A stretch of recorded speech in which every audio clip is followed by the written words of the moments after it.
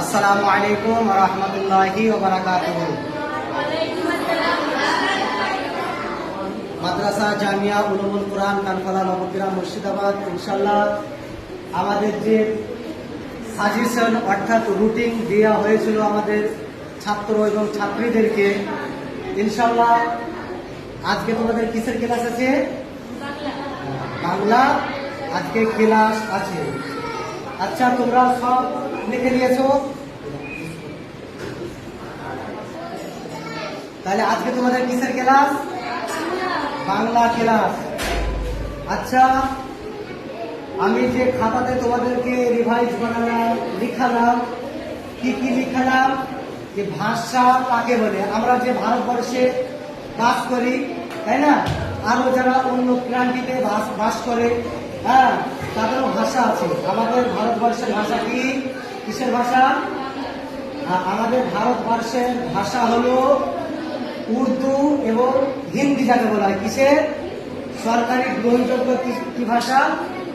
উর্দু এবং হিন্দি এক এক প্রাধান্য। আর আমরা হলাম ওয়েস্ট বেঙ্গলে বাস করি। কোথায়?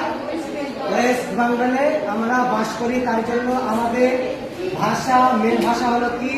বেঙ্গলি। কি? বেঙ্গলি। তা তোমাদেরকে আমি কি কি দিয়েছি? ভাষা কাকে বলে? ভাষা কাকে বলে? প্রশ্ন, ভাষা কাকে বলে? মানুষ যে সকল শব্দ সমষ্টির দ্বারা কথা বলে, মানুষ যে সকল শব্দ সমষ্টির দ্বারা কথা বলে মনের ভাব, যে মনের ভাব প্রকাশ করে, তাকে ভাষা বলে। বুঝতে পারলে তোমরা? যে মানুষ ভাষা কাকে বলে? যে আগে কথা বলার সময় সমষ্টির দ্বারা, মানে আমার জ্ঞান দ্বারা মনের ভাব মস্তিষ্কের সঙ্গে অ্যাডজাস্ট রাখতে হবে, এবং ওটা যখন বের করবো ওটার নামে কি? ভাষা। আচ্ছা, ভাষা কিভাবে গড়ে উঠলো? ভাষা কিভাবে গঠন হলো? মানুষের ভাব বিনিময়ের প্রয়োজনে গড়ে উঠলো ভাষা। মানুষের ভাব, তোমার ভাব, আমার ভাব, সকলের ভাব একত্রিত করার পরে যে গড়ে উঠলো, মানে এক জায়গাতে হলো সে মনের ভাব, তারপরে কি বলা হয়? ভাষা বলা হয়। আচ্ছা, তৃতীয় প্রশ্ন হলো, আদিম মানুষেরা কেমন করে মনের ভাব প্রকাশ করতে? আদিম মানুষেরা মানে ওল্ড, যারা সর্বপ্রথম এসছে কি ইসলামিক অনুযায়ী হযরতে আদম আলাইহিস সালাম কে এসছেন? কোন নবী এসছেন সর্বপ্রথম? দুনিয়ার সারজামিনে জীবনযাপন কোন নবী করেছেন? হযরতে আদম আলাইহিস সালাম। এগুলো তোমাদেরকে মুখস্থ রাখতে হবে। আদি বলা হয়, আদি, হ্যাঁ, আদি মানুষ, অর্থাৎ তিনি মহামান্য মানব। এবং যাকে আমরা বলি, আমরা মুসলমান ধর্মের ছেলে এবং মেয়ে, আমরা কি বলি? ওটা আমাদের নবী। কি বলি?